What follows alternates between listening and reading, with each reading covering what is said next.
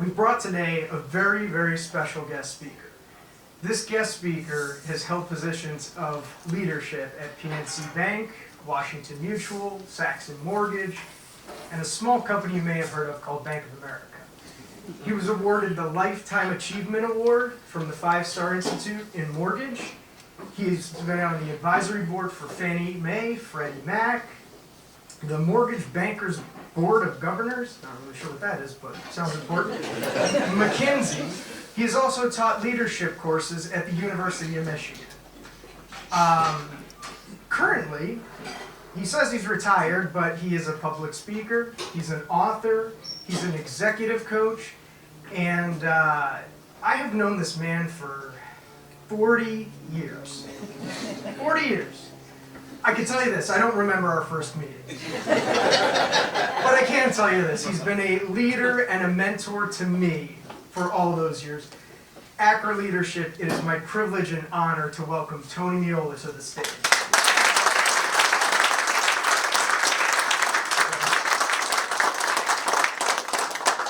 Well, good morning, everyone. You know, Greg, I do remember our first meeting. And it was pretty impactful on me, and it still is every day. So thank you for that. A couple of housekeeping rules here at the Cabernet. You have pads of paper on your desk, you got index cards, and in the theme of which Kyle and Keith and Greg all said, an interactive theme, you should jot some notes down on this morning's discussion so that you could either get some questions across, and I'll take questions from the floor as well, but sometimes it's easier for folks just to write them down as they go. You could either read them or you could give them to Greg's team and they'll come up and Greg will read them and we'll get those questions answered. So, with that in mind, and me and what the speakers call the dreaded hangover slot, which is the morning after, we got ourselves a little bit of a challenge this morning. You know, when I first met with Keith and Greg, and they invited me to speak to you guys, I did what I always do. I asked both of them independently, tell me about the audience. A good speaker needs to know who they're talking to, right? And it was interesting because both Keith and Greg described this room as the leaders of Acra. The leaders of Acra. Keith just told you you're the #1 company of your kind in your industry, therefore leaders of the industry, leaders of Acra. And I often speak to people who are described to me as leaders. They're usually managing directors, heads of departments, vice presidents, presidents, CEOs, but I'm not sure that they're leaders. And that's what we're going to find out today. Are you a leader? Are you someone who's in a position on an org chart of authority where people get pointed to you for leadership? As a manager, as a vice president, or are you truly a leader? That's what we're going to explore today. Now, I've studied leadership for a long time. I was in business for 40 years. I led many organizations. At my highest point, I had an organization of 69,000 people. And I then got to observe leaders across my organization as well as lead. And as Greg mentioned, I was a student of leadership and I even taught leadership. So leadership is a passion of mine. And this morning, what I hope to do is I hope to share with you some observations of leadership. And I hope that you take those observations of leadership and you will answer the question for yourself. Are you a leader? Or are you just in a position of authority? Because we need leadership at Acra. So with that in mind, we're going to go on a little journey here to discover the answer to that question for you. So first, let's start with, what is the definition of a leader? I want you to just think about that for a minute. I'm not going to ask, so calm down. I'll tell you. So here's the thing that people don't understand. It's not about ideology. It's not about your political view. It's not about the way you handle your business. Leadership is a very simple thing. Leadership is someone who has followers. A leader is someone who has followers. That's it. That's it. So the job of a leader is to create followership. If you could create fellowship that people want to follow you in your direction, you're a leader. It doesn't matter if you're in the mailroom or in the boardroom suite. You're a leader if people are following you. So that's the first thing, is to create fellowship. So how do you do that? How do you create fellowship? Well, I'm glad you asked that question. Because there have been a number of studies of great leaders throughout history. And this is business, this is history, this is sports. All studies have been compiled around leadership. And it's interesting. Their leaders have common attributes. Now, when you take all of the studies, there's a lot of different attributes. But there are 4 attributes that are in every single study. 4 show up. And they may be called different names, but there's 4 that show up constantly in every leadership study. You ready for them? Self-awareness, accountability, global thinking, and purpose. Self-awareness, accountability, global thinking, and purpose. So that's your scorecard. That's your scorecard. Are you self-aware? Do you hold yourself accountable for your actions and the actions of folks around you that report to you? Do you think about problems globally? And do you have a sense of purpose? Probably the most important one. Do you have a sense of purpose? Let's find out. Self-awareness, first one. Self-awareness definition: leaders are self-aware at every moment that they're the leader. Say, well, that's pretty obvious. What does that mean? That means that a leader knows at every aspect of a leadership opportunity moment what's expected of them by themselves, by the people that they lead, and by those that are around them. What is expected of the leader, and they deliver on that. Now, a great example of that was back in 2001. 2001, right after 9/11 happened, the New York Yankees were playing the Arizona Diamondbacks in the then World Series. And at the time, President George W. Bush was going to throw out the first ball. Now this game happened only a few weeks after 9/11. So we didn't have all the security features that you have today. You didn't have all of the ways that you could check to see who's going to be where. None of that existed. And Bush decides, I'm going to throw out the first ball in front of 60,000 people at Yankee Stadium in New York, which had just been bombed 2 weeks earlier. That's what I'm going to do. And you can imagine the Secret Service, the FBI were like, Mr. Bush, we really can't guarantee your safety as much as we'd like to at an event like this. Is there another way?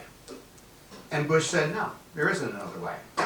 So Bush goes to Yankee Stadium under the protection of, as best as they could. And as he tells the story, he's on the steps of Yankee dugout, ready to go out and take the pitch. And the Secret Service agent says to him, Mr. President, it's not too late. We don't have to do this. On the other side of him, Derek Jeter, the then captain of the Yankees, shortstop, says, don't bounce the ball. You've got to throw to home plate or they'll boo you. True story. And with that, Bush walks out to the mound. Now, Bush doesn't walk to what could be his death 90 feet away timidly. He walks out and he's shaking hands. He's waving to the crowd, smiling. He's wearing a bomber jacket, hint of what's to come. He's wearing a bomber jacket with the fire department, the New York Fire Department emblem on it. Goes to the mound, throws a strike, waves to the crowd, strolls back like it's a summer day, back in the dugout, done. Now, I had a chance to actually talk to George Bush about this because he and I were speakers at the NBA conference. And we're in the green room, and I said to him, were you afraid when you went out there? He said, I was scared as hell. He said, I didn't want to do that. And I said to him, so why'd you do that? And he said to me, Tony, I was the leader of the free world. I had to role model freedom's defiance. That was his words. I had to role model freedom's defiance. So what better way to defy than to walk out in front of 60,000 people who anyone could have shot him dead and walk back like nothing happened. Because that's what the moment called for. That's what a leader does. They do what's called for in the moment for leadership. Now, Butch could have managed the situation. What he could have done is he could have addressed the crowd in a public address. He could have been showing up on some jumbotron or television, in a suite. He could have done a lot of different things, issued a statement. He could have managed fear, because that's what his role is. He could have managed fear in the United States at that time of the world. Instead, he chose to lead fear. He chose to lead at that moment. And that is what I'm talking about with self-awareness. You have an opportunity to manage, you have an opportunity to lead. We're both right. You have to pick the one, and leaders take that moment to think about it. They could pick management, they could pick leadership. Bush had a choice. Now you might say, look, Tony, great story, but here at Acra, we don't really get war. We don't go to war a lot. Well, you have the same type of situation to make choices. Now, you probably at Acra don't ever do a pricing exception. Is that correct? Yeah, I didn't think you did. Where's Josh? Yeah. Well, as a board member, I'm glad to hear we don't do it. But anyway, let's say you're a sales manager, okay? And you get that dreaded call from an AE, I need a price exception, right? When you get that call, you have a choice. You could transact it and manage it and go through its conclusion and get yourself a price exception. Or you could step back and think about it for a moment and say, okay, is this really what's being asked? A price exception. Could this be a situation where we've got a market competition issue going on? Could this be a situation where we have a broker that doesn't fit our priority? Could this be a situation where my AE really doesn't know how to sell very well because the first thing they're asking me for is a price exception? Or could this be a valid price exception? If you take that moment, then you've got an opportunity. You've got an opportunity to lead. You've got an opportunity to say, wait a second, this is the 6th price exception in 4 weeks this guy's giving. Something's not right. Let me go into this and let me lead them to the conclusions that they need to be led to. Versus, all right, hello, Kyle, Keith, whoever, please get me this price exception, otherwise, it's going to be a lousy day, right? You've got that choice. And all I'm telling you relative to leaders are aware, self-aware, you're aware of the moment that comes up as an opportunity to lead. Is that your opportunity to lead? And then you're going to say to me, well, geez, do you always have, do you think like that all the time? Yeah, great leaders think like that all the time. They're looking for the opportunity to lead. And when it's not there, they manage. But when it is there, they lead. And that's how they build fellowship. That's how you build fellowship. Your sales force comes to you, and instead of just transacting it away, at times correctly, but at times giving them that opportunity to lead, you create fellowship. When I've got that issue, I could go to Tom. When I got that issue, I could go to Jeff. When I got that issue, I could go to Michael. I could go to them because they're my leader. They bring me through this because you're recognizing the opportunities to lead. There's a really interesting story about leaders and managers. You might have heard, but it's worth repeating. A leader and a manager go on a fishing trip together. And they're going on a river and they're doing some fly fishing. And as they're fishing, all of a sudden, out in the river, floating down out of control is this body of person. And the manager goes, oh my God, that guy's drowning. Drops the pole, runs in, grabs him, brings him to the land, resuscitates him, says, oh, and the leader says, great job. Wow, that was fantastic. They fish a little more. Sure enough, here comes another guy down the stream drowning. Manager throws the pole, jumps in, goes, gets him, brings him back. Get to land, leader says, great job. This happens 2, 3, 4 more times. Finally, the manager's exhausted. He says to the leader, are you ever going to do anything here to help me out? And the leader says, oh, geez, I'm sorry. He goes, here, take this fishing pole. Manager takes the fishing pole, the leader leaves. About 15 minutes later, the leader comes back, takes the fishing pole, pass. Manager said, where did you go? He says, I went up the road and fixed that bridge out sign. The difference between managing and leading, right there, in a story you can remember, I hope. The second thing that I mentioned was accountability. Leaders hold themselves accountable for their actions. Period. Full stop. They don't get the opportunity to say, I was really upset. Oh man, I really feel bad. I had a look to drink. They don't get to say any of that. They're leaders. They have to be accountable for their actions. But here's the rub. They are also accountable for every action of the persons they lead. And you might say to me, well, wait a minute. I've got a lot of people. How can I possibly be responsible for all of their actions? That's a little bit much of an ask. I would tell you, you're not a leader then. Do you think Winston Churchill sat in his office in London and said, England's just too damn big. I can't be responsible for this place. How am I going to control them? You think General Patton said, I told them to take the hill, but hey, I don't know what they're going to do. They got guns. They are responsible for every action of every person that they lead. So what's the secret? What's the secret of accountability? Well, there's three things that are key to accountability. The first thing is clarity. Clarity. And when you speak and interact and deal with people and you're clear on things, you can hold them accountable and they can hold you accountable.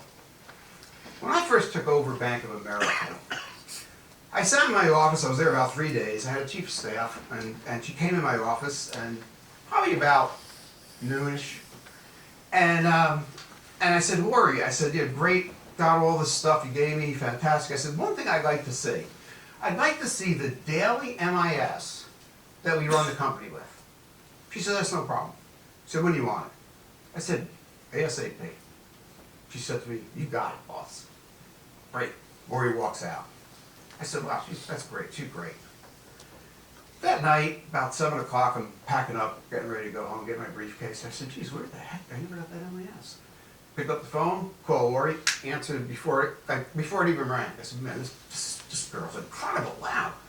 I said, Lori, the MIS, I wanted to read it tonight. Where is it? She said, oh, you'll have it by next Friday. I said, what? She said, you'll have it by next Friday. Now before you diss Lori on this, okay, I want to revisit something. When did I tell Lori I needed that? ASAP, right? Well, my ASAP was different than her ASAP. Because my ASAP was like, go get it, give it to me. Her ASAP was, hey, not all the departments really have MIS. I got to get MIS for this guy. She had a whole different construct of what she had to do. And she was doing it as soon as possible. I, on the other hand, had my vision of what that was, and I expected it as soon as possible. That's the problem with accountability. Accountability, remember this phrase, what by when? What by when? That is how you establish accountability. A couple of phrases I want to share with you. I need these account executive assignments cleaned up now. We got to close this loan. We just have to close this loan. That lease has to get signed. Jesus, we just make a decision. Have you heard any of those phrases in Acra at all? From time to time, right? Now I want you to think about what by when, and let's go back to those phrases for a second. I want the account manager assignments cleaned up by Friday. This lease has to be signed by the end of the month. The loan has to close by 4 o'clock today. I need the decision 4 o'clock in my office this afternoon. You see the difference? You see the difference in that phrase? There's 3 things that will happen when you do what by when. One is the person's going to go do exactly what you said by the time you said it. 2 is they're not, because of some reason that you're going to find out at the conclusion, unfortunately. But the thing that happens the most in the what by when discussion, the thing that happens the most in my experience is a dialogue that aligns the time and the assignment. Because if I say to you, clean up the account assignments by Friday, and you can't because you're in a conference on Tuesday, Wednesday, and Thursday, you're going to say to me, I can't do it by Friday because of X, Y, and Z, and then I get a chance to lead. I get a chance to lead. I get a chance to say, your priorities are wrong. I get a chance to say, I understand what you got to do, but have you tried this? I get a chance to mentor. It opens up a dialogue and that's, companies run much better on dialogue. That's what Keith and Kyle and Greg were asking you for today. They said, we need to be interactive because companies run better with dialogue. That creates dialogue.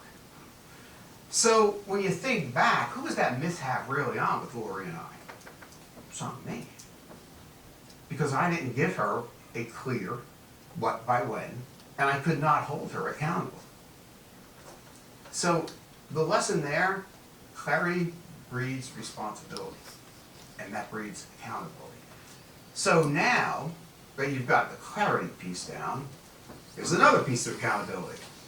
And this is another phrase that you can remember pretty easily. It's called weigh in to buy in. Have you ever heard that before? Weigh in to buy in.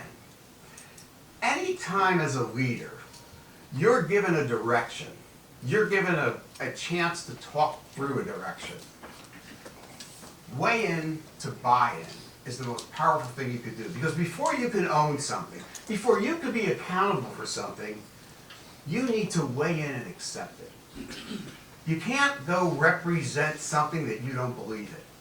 But you create belief by having a dialogue and weighing in on your concerns, and either what's going to happen is your concerns are going to be heard and you're not going to go in that direction because of valid reasons, or you're going to change your opinion and say, I could do this. And the minute you do that, you own it.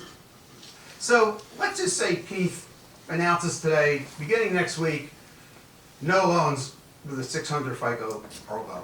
We're not doing them anymore. So you got a couple of choices. You say, all right, great. I mean, the guys have been right before, but this is really outrageous, but okay, fine. You call up your team. Next week, we can't submit loans under 600 FICO because Keith said. Well, why? Well, it's Keith. Nothing that ever happens, Keith. Never. But there's another alternative. Say to Keith, why? And Keith might say to you, well, we have no more investors. The investor market's dried up for that. And you might say, well, could we go international? And Keith may say, we could explore that. Or Keith may say, no, we did, and they're not out there. Well, what about our competition, Keith? Our competition's going to keep doing these. And Keith will say, yeah, we've seen that before. And how long is that going to last, They're going to build up their balance sheets. They don't have big balance sheets in this industry, but they're going to build up their balance. They're going to have a problem. We're not going to have that problem. We're about sustainability, always being there for our broker. So we're going to be here, and we're not going to do this. And you make the conclusion, this is the right thing for us. Then when you go out to the market to lead your people and you announce this, it isn't, hey, Keith said we're not making loans. It's, hey, we, the leaders of Acra, we aren't making these loans, and here's why, and I buy into it. And you don't stop that conversation until you buy in, by the way. All right? You don't say, all right, I told, people, when I used to lead organizations, the one thing that cringed on me, and it still can't, even as I'm talking, I'm getting this feeling, is when something would go wrong, and somebody around my table, my leadership table, would say, I knew we were going to go wrong. I wanted, to get physically violent with those people. I'm small, but I'm from Newark, New Jersey, so I could do it. But honestly, it was like, well, if you knew we were going off a cliff, why didn't you say, hey, Tony, hit the brakes? Like, what were you thinking? Happens all the time. And I love the people that leave the meeting and say, oh, that'll never work. They know it, they're going to start dissing it right after they open the door. They're not leaders. They're not leaders. I don't know what they are, but they're not leaders. You need to weigh in to buy in on things, because then you could own those things, and then you could be accountable for those things. The last piece of accountability, you've got clarity, you've got weigh in to buy in. Assume positive intent. This is probably the hardest thing that I ever had to do as a leader. The first time the leadership coach told me to assume positive intent, I said, well, you're an idiot. What does that mean? She said, that's exactly what it means. I just told you something, and instead of assuming, hey, this is a good idea, you said, wait, you're an idiot, get out of my way, right? First, true story, it's the first time I ever heard it. And then you begin to think about this positive intent. So assume positive intent does one thing in accountability. It takes emotion out of accountability and leaves accountability a clear view for you. It takes the emotion out. Now I'm going to tell you a quick story about that. At Bank of America, one of the many fun jobs I had is I ran all of consumer collections. So every loan, every credit card, everything that somebody could not pay back reported to me. And my collections manager came in one day pretty upset. I mean, this guy is a tall guy, about 6'4", and when he got upset, then he's upset. And he came in, and you might not know this, but I'm not 6'4". And so I got to look up at this guy, and he comes in, and he goes, I just can't believe that guy Dan in audit. Because I just can't believe audit. He goes, I can't believe Dan. I said, well, John, calm down. What's going on? He goes, Dan is an ass. I said, okay, got that. What's going on? He said, I just can't believe it. I said, John, we've been in my office for 4 minutes. I know you can't believe Dan, I know he's an ass, but I don't know much more than that. I gotta help you. So tell me. He said, we're being written up in collections. We're being written up on the audit for not having our collection policies current. We're being written up. And I said, okay. I said, do we need them current? He goes, well, Tony, he goes, do you realize how often we change collection policies? How often we change the way we do things? He said, I would have to have 6 people to just write documents all day long to keep up with the change. I'd have to have 6 people. And I said, well, if I gave you 6 people, would you do it? He goes, no, if you gave me 6 people, I'd put them on as collectors. If I'm going to hire 6 people, I'll put them on as collectors, because I need collectors. I said, well, if I give you the 6 people to collect, would you just want the 6 people I give you for a document? And he says to me, yeah, he goes, that'll work. He goes, if I did the 6 collectors and the 6 people, I could document. I said, so is it a good idea to document this stuff and to stay current? He says, yeah, of course it's a good idea. I said, so what are you upset about? He goes, Dan's an ass. I said, John, we're going to have to get over something. I said, I'm going to stipulate to you, Dan's an ass. And this ends it. Now, you are going to be accountable for managing collections the way it should be managed. And if that means you have to document your collections, then you have to document your collections. You just told me that this was the right thing to do. You've also told me that Dan's an ass. Those are 2 independent things. I said, assume Dan wants to help you. Assume that Dan is telling you this so you can get the biggest bonus of your life, so you can run the best collection department you ever ran. If you assume that, then you could start to think, is this the right thing to do?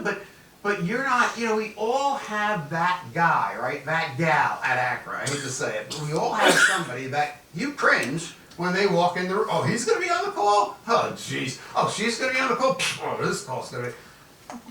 Imagine if that person really could help you. Because chances are, if you understood what they're saying, regardless of the way they say it, regardless of the fact that you don't like them, if you could understand what they're saying well enough to digest it, it just might help you out. Or you could have the dialogue that says, for me to do these collections, to document this thing right, these things have to occur. If those things occur, I could do that. And then you're leading it through it. John's then leading his team in that example to be a better collections team. He's giving them the things that they need, and they're sitting there saying, this guy just gives us what we need, and it works. But assuming positive intent takes the emotional aspect out of what you're dealing with. So that's accountability in a nutshell. So we move on. Thinking globally. Now this is one of my favorites, and I will tell you, I think if you only remembered one of these attributes, thinking globally is probably the most important one. Leaders need to have a broader view than just what's in front of them. Leaders need to have a broader view than just what's in front of them. What you've accomplished here at Acra is amazing. It's nothing short of amazing. I'm on the board, I've been on the board since day one. I've seen the entire growth. But what I could say is, if someone asked me, how did this happen? I would say, because they actually think globally at Acra. They actually think beyond the moment at Acra. And that's the secret sauce that makes this company go. It's thinking broadly. So, when I think about that, the first thing that Keith said today, he named a list of the companies that we were going up against during that crisis. And those companies, during that crisis, all had different things to do to survive. And I remember the board meeting where Keith came in with the management team when lending had been shut down across the country. Pipelines were exploding.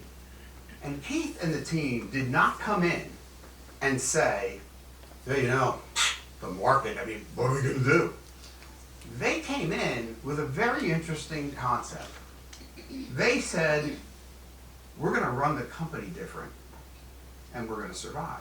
We're going to run the company different. They took accountability for the fact that it wasn't running the way it should. And you could argue they didn't have to take accountability for that. I mean, that was a once-in-a-lifetime activity, hopefully. But they came in and said, we're going to run this thing differently. We're going to upgrade talent. We're going to hire people, not fire people. We're going to hire talent. We're going to change our processes. We're going to change our technology. And we're going to make ourselves less vulnerable along the line as we go down the road to these types of things. And that's a very different approach that other companies have taken. And you can go ask them. Go ask the people at Sprout. Oh, wait, you can't ask the people at Sprout. They went out of business. All right, well, ask First Republic went out of business. So why did they go out of business and we didn't go out of business? It wasn't luck. As Pete said, it was you.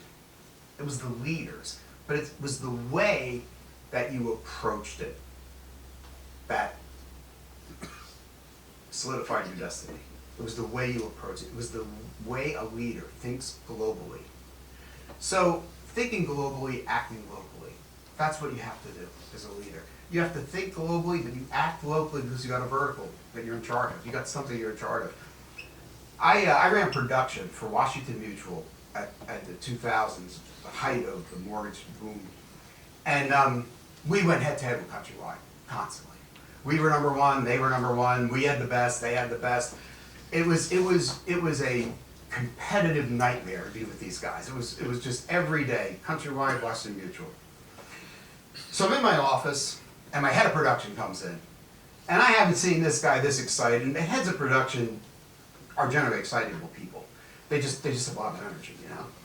And I'm sure there's a couple in here.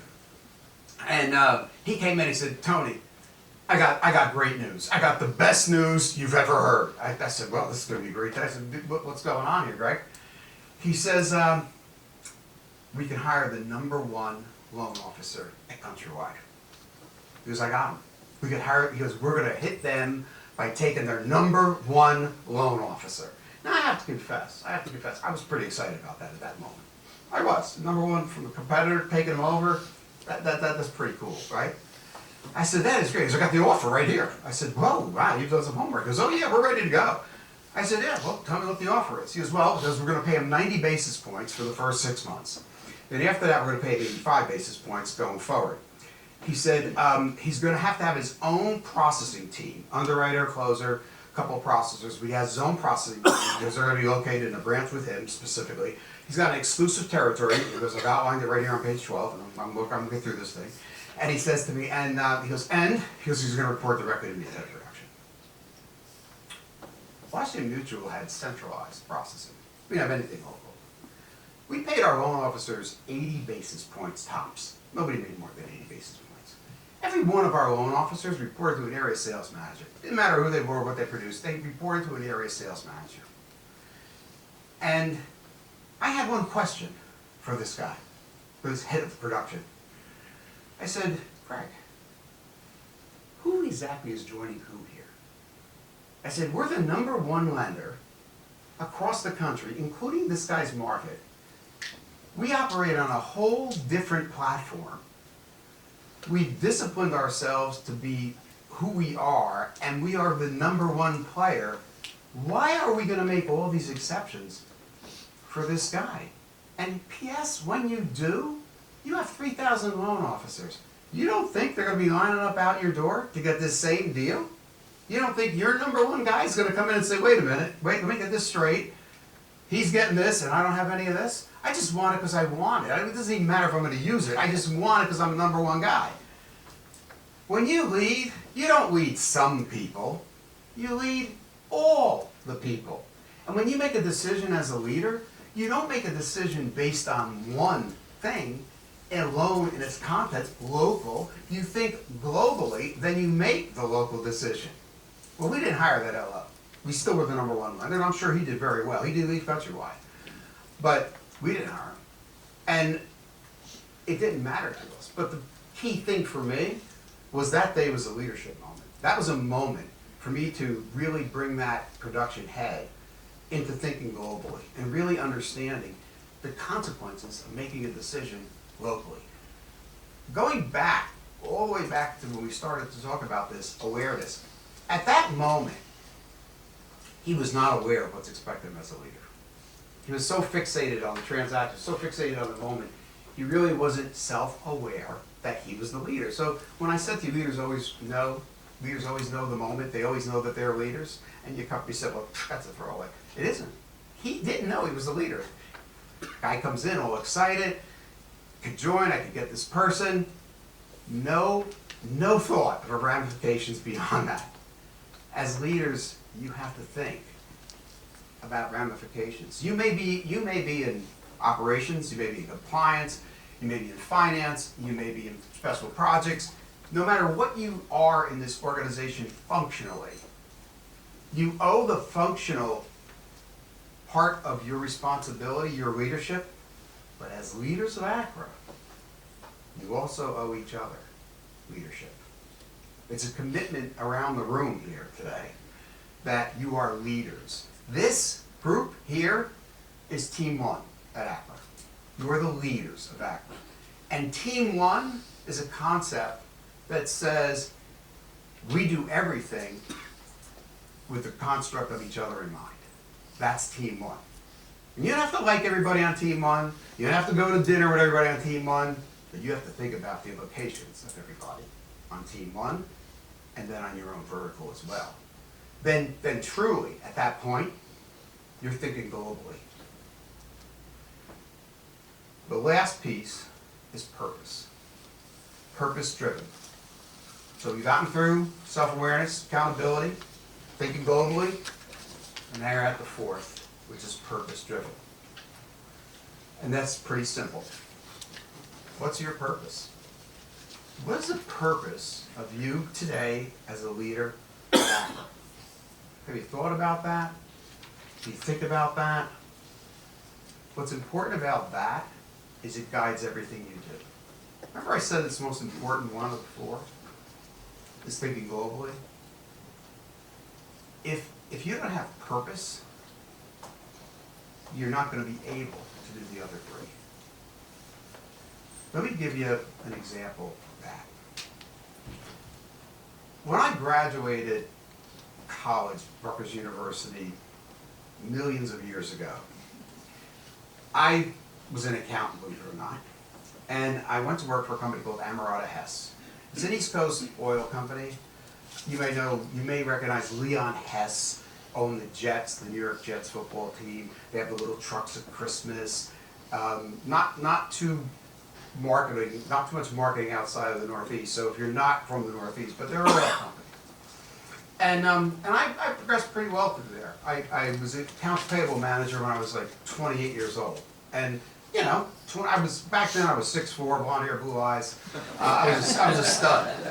And I always, I was on the track, man. I was like, Tony, how you doing? Yeah, I'm on the track, baby. I'm on the track, And back in that day, it was really a whole different world. But I would have my accounting team, as accounts payable, they do all their journal entries, all their payments, everything, on pieces of paper, key punch pads, really. And then I would take all of that, as a manager down to the key punch room at the end of the day. I would sign in, and they'd key all my stuff, and the next morning, poof, I got MIS reports. That was like how it was done back in the day, right? So this one particular day, we were running a little bit tight. The cutoff time was 4 o'clock for those journal entries, and I go downstairs as I always do. Got my pad in hand, you know, everything's signed off, everything's ticked and tied.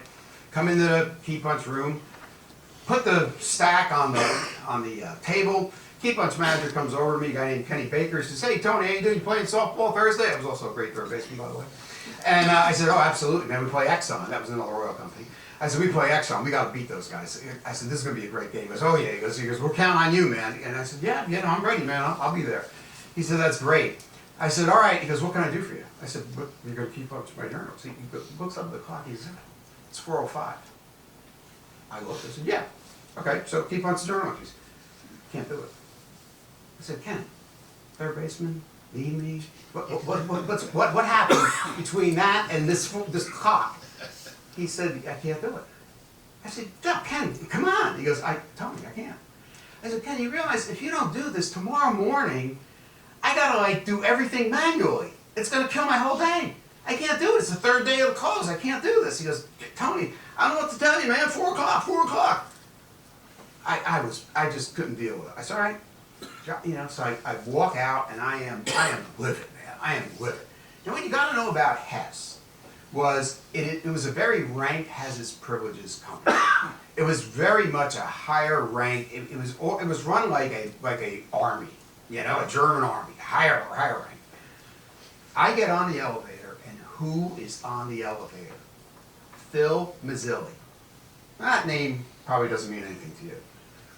Phil Mazzilli was the CFO, the Chief Financial Officer in Amerada Hess back in 1979. And that was where I was. In that elevator with Phil Mazzilli. He was like a god, Phil Mazzilli. The guy had an Armani suit, 3-piece suit. Must have cost at the time like, you know, a couple of $1,000. I'm sitting there in a polyester Sears suit that if somebody walked by me with a match, I'd go up like that. My dream was to be Phil Mazzilli, and he's in the elevator with me. I'm like, this is great. And then, I just get goosebumps thinking about this. He says to me, "How you doing? How you doing?" And I'm thinking, oh, this is going to be good. Ken Baker's a dead man. He is still so dead. I'm talking to Phil. I said, "Well, you know, I'd be doing a lot better if we had better people in the key punch department." Ooh, right? He bites right on it. He says, what's going on with the key punch department? I'm like, sure, this is just too easy. I said, you know, I went down there. Ken Baker wouldn't key my journal entries. I said, so I got a long day tomorrow. You know, it's going to be a killer. And he goes, "Why wouldn't he key your journal entries?" I said, "Because it was 4:05. I said, "The deadline's 4 o'clock. You couldn't give me 5 minutes." I said, "You know, Phil, this is the problem. There's no teamwork around here." He says to me, well, he says, "You know, Jesus is my fork. Does you want to come in my office and talk about it?" And I wanted to drop to my knees and just say, "Thank you, Lord." But I said, "Yeah, absolutely." We walked into his office, and I got to tell you, I've never seen so much cherry wood, leather. You know, it was classic, old time, you know, exec. And then I sit in this seat that I had to hold on to the arms, or I slid right the hell out with my polyester suit on. I'm hugging that thing tight. And Phil says to me, "Well, what do you want me to do?" And I'm like, "Oh God, this is too good." I said, "Well, you know, Phil, I don't know, maybe you call Ken and have my key punch journal. I don't know yet." He said, "Yeah, I'll do that for you." He goes, "I'll call Ken." And I said, wow. I said, I had an out-of-body experience. I jumped out of my body, and I said, "This is going great." I said, "Get back in." And Phil turns around, picks up the phone, and starts to dial. And I'm telling you, when I look at, you know, my life, I got my marriage, the birth of my children, and in that moment, there's a competition going on there. And then Phil hangs up the phone. He hangs up the phone. He doesn't complete the dial. He hangs up the phone, and he puts his hand on his chin. And I'm like, uh-oh, this doesn't feel good. And he turns around, he says, you know what? I gotta call Ted Kuzkowski at General County, because he's not gonna have the reports out at his normal time. Let me just call Ken and tell him he's gonna get the reports tomorrow morning at 8:40 instead of getting tomorrow morning at 8:15. Let me do that. And he writes some notes down. And he says, okay, he goes, all right. And then he turns back, and I said, dodge that bullet. And then he turns back, he goes, wait a minute. I gotta call S&D Accounting. Supply and Distribution County is gonna need to know, because they're not gonna be able to get the General County reports now, probably about 9. He says, that's gonna says, I gotta call S&D Accounting too. He goes, you know what? Before I do that though, I gotta call Leon. And I'm like, the guy whose name's on the side of the building he's gonna call. And this guy was like, not kidding. He said, I gotta call Leon, and I gotta tell him the profitability reports that are on his desk every morning at 10 o'clock in New York won't be there, so we can't have the profitability meeting. And I was like, you know, Phil, and he's only a couple, my team could do this. I mean, we don't really need these zeros. And he said to me, Tony, what do you want to do with your life? What's your purpose here? And I kind of looked at him and I'm like, all right, what the hell do I say now? Like I said, so I literally glanced at his office, at his nameplate, and it said Phil Mazzilli, CFO. I said, that sounds good. I said, I want to be the CFO. He says, you want to be the CFO of Emerald House? I said, yes, sir. That's what I want to do. He said, well, you need to start thinking about being the CFO. You need to think like the CFO right now. He said, because if you wait until you get into this chair, and that's your first moment of being a CFO, then you're going to fail. But if you get in this chair, and you've had 10 years of thinking like a CFO, think of how powerful you're going to be in this chair. If your purpose is to be the CFO, if that's your true north, if that's your purpose as a leader, then everything you do has to be geared towards that purpose, starting right now. And I took that advice, and throughout my career, at every annual review I had, at every discussion of performance, people always said to me, man, you're always thinking ahead. You're always thinking about things in the future. You're always lined up. How the heck did you ever learn that? I learned it in one afternoon 4 years ago, sitting in that guy's office at that moment. Transactionally focused, all whipped up because I was, the up-and-comer, and this guy wouldn't, without any idea of what happens after that. And that lesson, that leadership lesson that Phil gave me, I'm talking about it 40 years later. I'm still talking about Phil Mazzilli, and it's 2024. Jesus, days a little bit, it's actually 45 years later. That's how powerful of an impact a leader can have. That's how powerful of an impact any one of you can have every single day. Every opportunity that presents itself, if you take the opportunity, as I said earlier, and you make a decision, lead or manage, that's all I'm asking you to do. You don't have to lead, you just have to take the moment of opportunity. You know there are 1,440 moments in a day. That's how many moments are in a day. And the thing is, they just go right by people. But if you take that opportunity, then you become a leader. And that's leadership. And you might be saying, leadership sounds like a lot of hard work. It is a lot of hard work. But great leaders think about it. What you think about, you talk about. What you talk about, you bring about. Think about that.